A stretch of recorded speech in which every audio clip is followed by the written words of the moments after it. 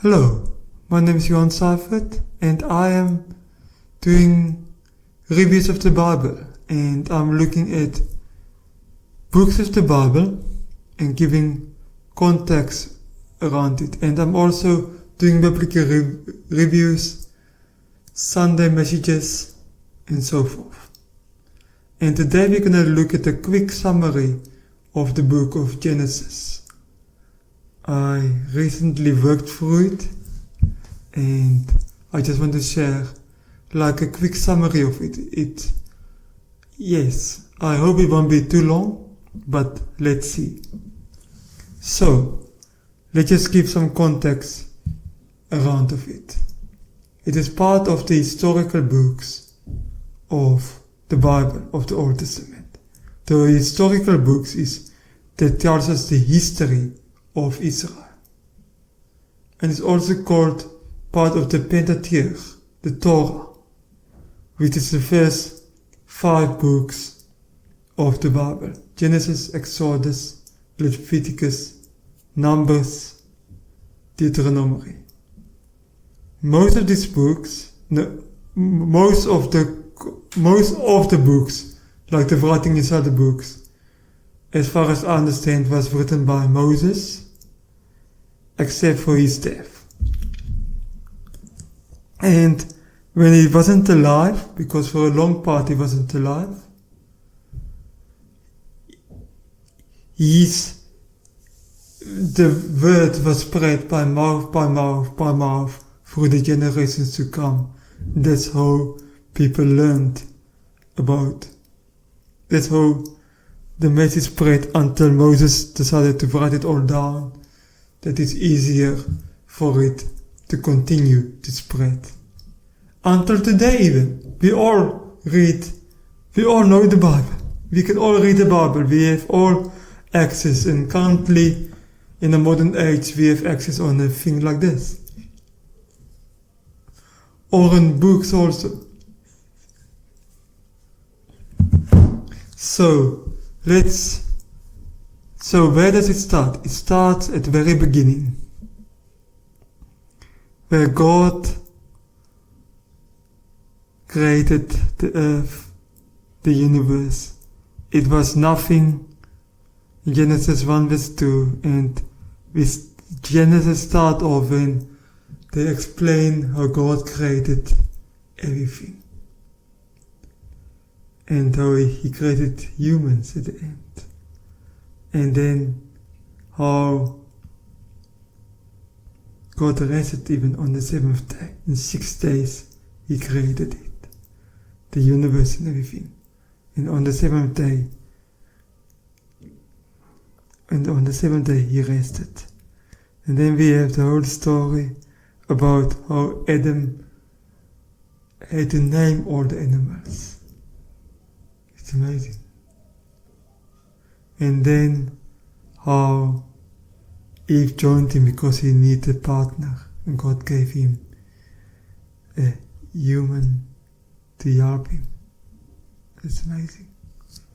And then how they lived in the Garden of Eden, and then came this devil in the form of a snake, and how he tempted Eve, and how Eve felt for it, and how Adam felt for it, and how God came to the rescue. Yes, punishment was there for Adam and Eve, but he also loved them. To protect them, he sent them out of the planet with the promise that one day he will send rescue, and one day the enemy will be defeated who made their lives terrible. And then it continues how Adam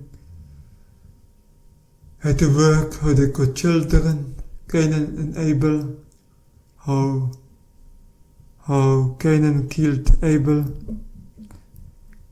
You can read the whole Bible, I'm just talking through Genesis now. And how they got another son, Seth, and how then it went to the ark, how life became terrible, how people were fighting, how God became sad and angry that he even created human beings. And how Noah and his family was the only righteous people on the planet. Crazy. How God told him to build the ark, how all the animals came in, how it rained for 40 days and 40 nights, and then for a long, long time they were still in the ark, how all the water dried up. And how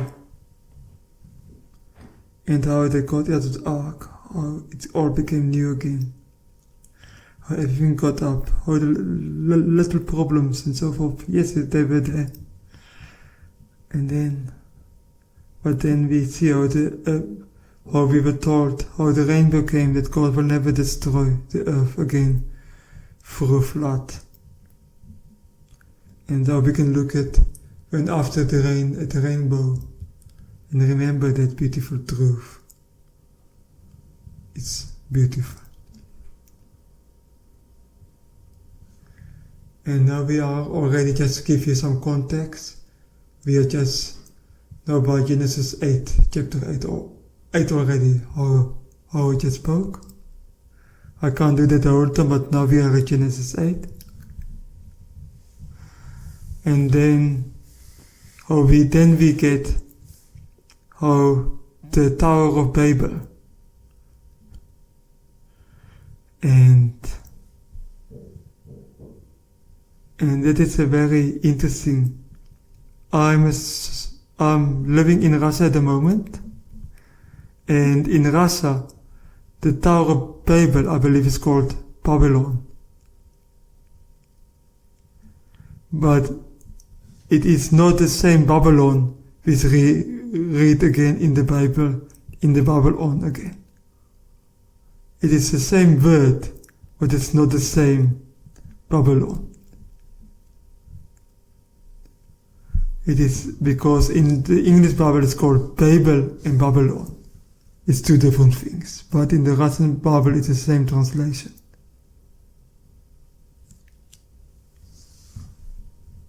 And then, but that's a translation that's absolutely fine. It's just an interesting fact for me. Yes. And then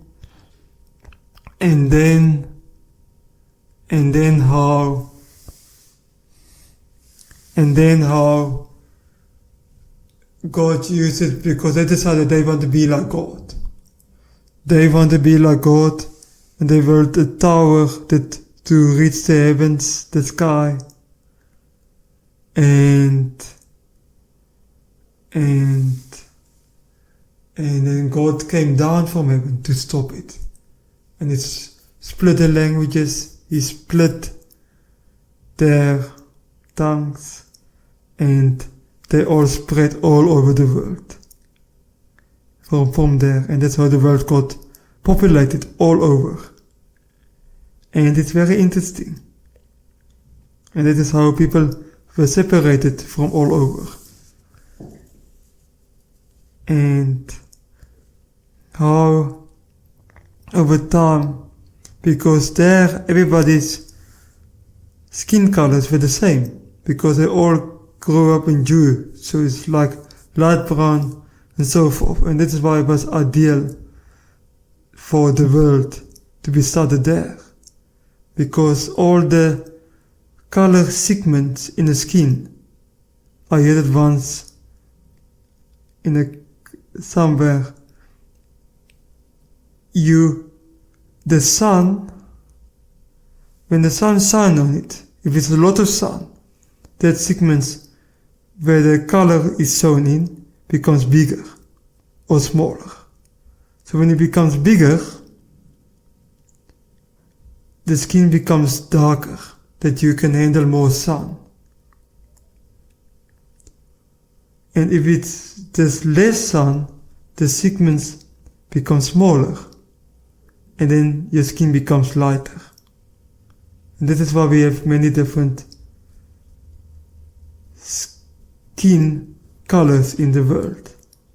And it's beautiful because we are all unique and loved by the same God. And we all brothers and fathers and sisters. And because you are all I really believe you, I love you all as my brothers. And it's amazing.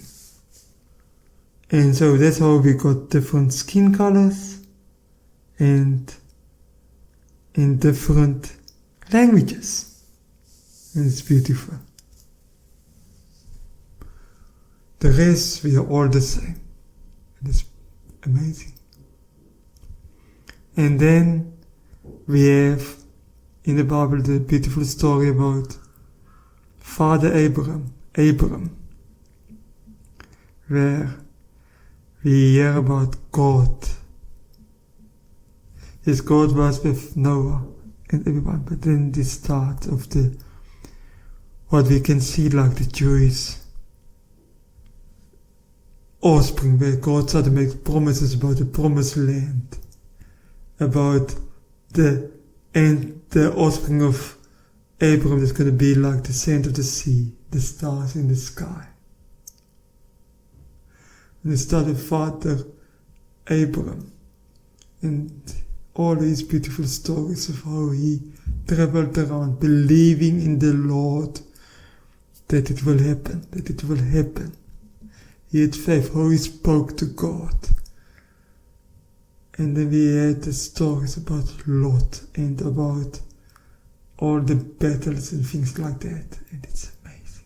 It's amazing to live, and when you read it, you feel like you're living there with Abraham in the culture. I feel it feels me like that. And then we have Jacob and Isaac and all the stories of how Isaac met his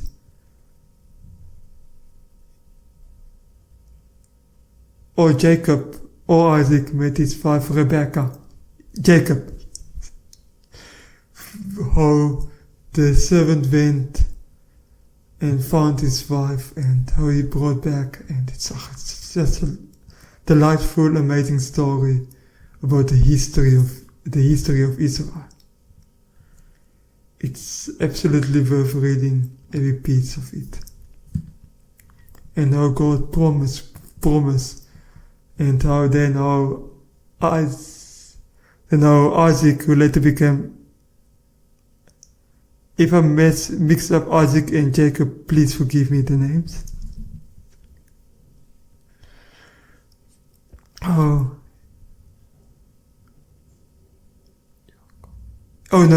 Yes, it's Isaac was the son of Abraham. Yes.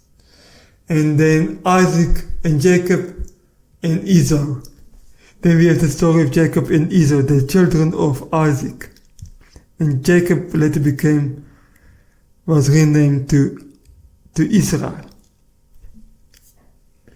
And how he went back to his mother's family, and how God met him at Bethel, where he slept with a rock as a pillow, and how he saw the staircase that went to heaven up and down, with the angels walking up and down, and how God spoke to him about the offspring, about the promised land, about how God loves his people and he adores them.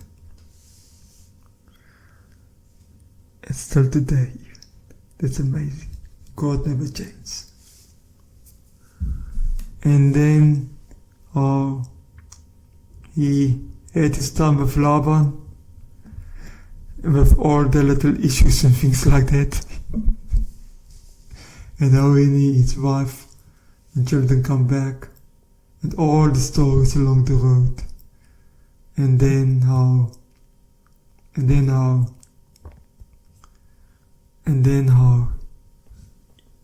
Isaac, and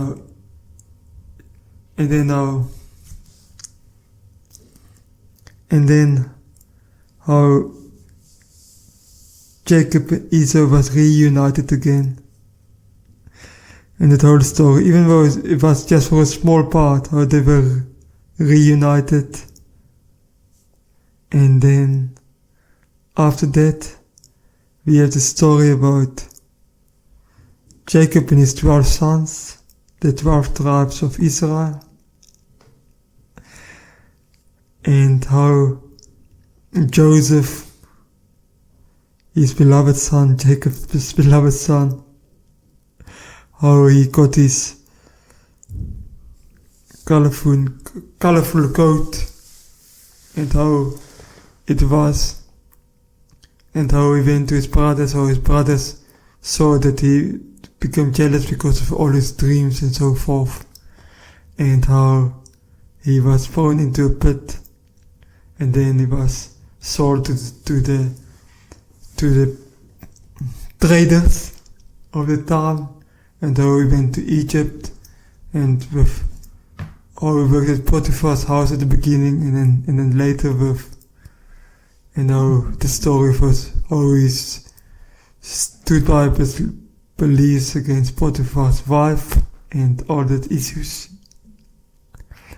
and then how he was put in jail, and how he declared the dreams of the baker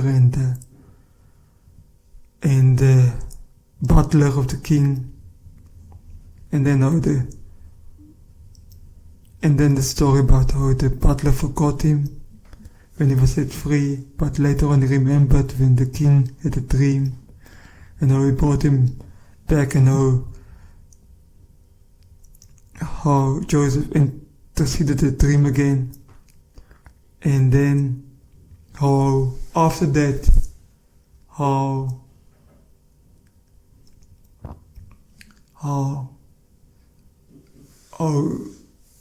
Joseph became the ruler of Israel, and how they had 7 years of drought and 7 years of good years, first good years and then drought, and how the people survived, and how all the sales went, and all those things, and how Joseph's brothers came, and the whole story about how they were reconciliated, and then at the end how Joseph met his father again, and how they were all together, and it ended off with how his father Jacob was renamed by God to Israel, and Joseph both passed away according to their times. And that's a summary of Genesis in about 20 minutes. Just like the key points, and you can go and read further and just enjoy it. There's so many pieces of gold. Genesis is such an amazing book. And next week we will look at Exodus like this. Thank you. See you next week.